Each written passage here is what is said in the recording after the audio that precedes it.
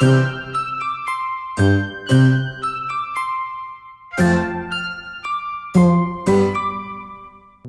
కాకి ఒక్కో రాయి కుండలో వేసింది. అలా నీళ్లు పైకి రాగా ఆ తెలివైన కాకి నీటిని తాగి తన దాహాన్ని తీర్చుకుంది అంటూ నాన్న కృష్ణకి కథ చెప్పడం ముగించాడు. నాన్న, ఎందుకని ఆ కాకి కుళాయిలోంచి నీళ్లు తాగలేదు అని అడిగాడు కృష్ణ. నాన్న నవ్వుతూ, కృష్ణ, మనకి నీరు ఎక్కడి నుంచి వస్తుందో అనుకుంటున్నావు? కుళాయి నుంచి. కుళాయి నుంచే కదా నాన్న? అవును, కానీ ఆ కుళాయికి నీళ్ళు ఎక్కడి నుంచి వస్తాయి? మరో కుళాయి నుంచా అని తడబడుతూ అడిగాడు కృష్ణ. నీకు తెలుసుకోవాలనుందా కృష్ణ?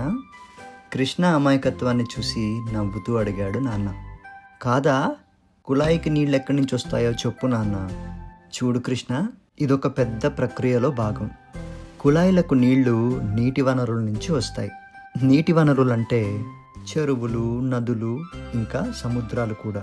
ఇవన్నీ నీటిని పొందుపరుచుకొని ఉంటాయి. మనం నీటిని చాలా జాగ్రత్తగా వాడుకోవాలి. ఎందుకు నాన్న? మనం నీటిని ఎందుకు జాగ్రత్తగా వాడాలి? మన చెరువులు, నదులు ఎండిపోతే మనకి నీరు ఎక్కడి నుంచి వస్తుంది? సముద్రాలు ఉన్నాయిగా, సముద్రంలో ఎప్పుడూ నీరు ఉంటుంది. బాగా చెప్పావు. మనం వేసవి సెలవులకు సముద్రం ఒడ్డుకు వెళ్ళాం, గుర్తుంది కదూ? ఆ సముద్రపు నీరు నీకు నచ్చిందా? అవి నువ్వు తాగావా? తాగలేదు, కానీ నేను నీళ్ళల్లో ఆడుకుంటూ ఉండగా కొన్ని నీరు వాటంతటవే నోట్లోకి వెళ్ళాయి. అబ్బో, చాలా ఉప్పగా ఉన్నాయి నాన్న. మన భూమి మీద 70% నీరు ఉంది. చాలా మటుకు సముద్రపు నీరే. అది మనం వాడడానికి పనికిరాదు. ఓహో, మరెలా? మన నదుల్లోని నీరు మనకి సరిపోదా? దేవుడు మనందరికీ మంచి నీరు అందుబాటులో ఉంచాడు. అదేంటో చెప్పనా? మనకి వర్షాన్ని ఇచ్చాడు. నాకు వర్షంలో ఆడుకోవడం అంటే చాలా ఇష్టం నాన్న. నాన్న ఇలా కొనసాగించారు. సూర్యుడు ఈ నీటి వనరులు చాలా మటుకు సముద్రాల నుంచి నీళ్లు తాగి మబ్బులుగా మారటానికి సహకరిస్తాడు. కృష్ణకి అనుమానం వచ్చింది. నాన్న, సూర్యుడు ఎలా నీళ్లు తాగుతాడు? నాన్న నవ్వుతూ, ఆ కథ ఇంకొక రోజుకి. కానీ సూర్యుడు నీటిని మేఘాల్లా మారుస్తాడు. ఆ మేఘాలు మనకి వర్షం రూపంలో నీటిని ఇస్తాయి. ఓహో, వర్షంలో ఆడుతుండగా ఆ వాన నీటిని నువ్వు ఎప్పుడన్నా తాగావా కృష్ణ? మేఘాల నుండి సరాసరి దేన్ని తాకకుండా వచ్చే వర్షం నీరు. తాగాను. చాలా చల్లగా స్వచ్ఛంగా ఉంటాయి నాన్న. ఉప్పగా అనిపించాయా? లేదు, మన కుళాయి నీటి కంటే చాలా బాగున్నాయి. ఓహో, అయితే నిన్నో ప్రశ్న అడుగుతాను. సముద్రంలోని నీరు ఉప్పగా ఉంటుంది, కానీ ఆ నీరే మనకి వర్షంలా వస్తున్నప్పుడు ఎందుకు ఉప్పగా లేదు? అవును, ఎందుకు నానా? అదే మన ప్రకృతి యొక్క మాయాజాలం. ఆ సముద్రపు నీటిలోని ఉప్పుని సముద్రంలోనే ముంచి స్వచ్ఛమైన నీరు మాత్రమే మేఘాల్లా మారుతుంది. అవునా? ఇది చాలా ఆశ్చర్యంగా ఉంది.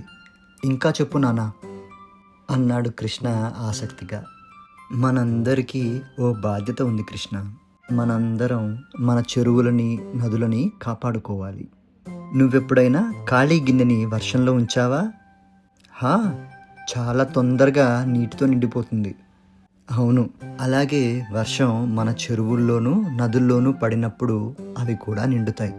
కానీ భూమి మీద పడిన వర్షం సంగతి ఏంటి? ఆ నీళ్ళు ఎక్కడికి పోతాయి? ఆ నీరు భూమి తాగుతుంది. అవును, ఆ నీటిని భూమి కొంతవరకు తాగి తన పొట్టలో దాచుకుంటుంది. కానీ అది చాలా చిన్ని మొత్తం. చాలా మటుకు నీరు పారుకుంటూ సముద్రాల్లో కలిసిపోతుంది. అదే నీటిని మనం వృధా పోకుండా భూమి కడుపులో దాచగలిగితే అవి మనకి ఉపయోగపడతాయి. అవును, నువ్వు చెప్పింది బాగుంది నాన్న. కృష్ణ, ఓ నలుగురున్న కుటుంబంలో నీటి ఖర్చు ఎంతుంటుందో చెప్పగలవా? రోజుకి ఓ 10 బాల్చీలు ఉంటుందా? ఓ చిన్ని కుటుంబం రోజుకి 400 లీటర్ల నీటిని ఖర్చు చేస్తుంది.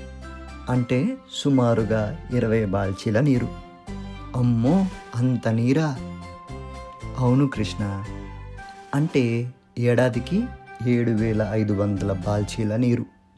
కానీ మనం వర్షాకాలం నాడు మన ఇంటి పైకప్పున పడే వాన నీటిని దాచుకోగలిగితే ఆ నీరు మనకి సంవత్సరం మొత్తానికి సరిపోతుంది. అమ్మో, అంత నీరు కాపాడుకోగలమా అంటూ ఆశ్చర్యపోయాడు కృష్ణ.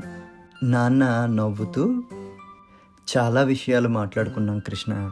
ఈ లెక్కలు ఇవన్నీ పక్కన పెట్టి ఇప్పుడు చెప్పు నాకు, ఆ కథలో కాకి నీరు ఎక్కడ తాగి ఉండాల్సింది? కుళాయి నుండా అడిగాడు నాన్న. లేదు నాన్న, మనం మన నీటి వనరులను, వాననీటిని కాపాడుకుంటే ఆ కాకి చెరువు నుండే నీళ్లు తాగుతుంది అంటూ బాధ్యతతో బదులిచ్చాడు కృష్ణ.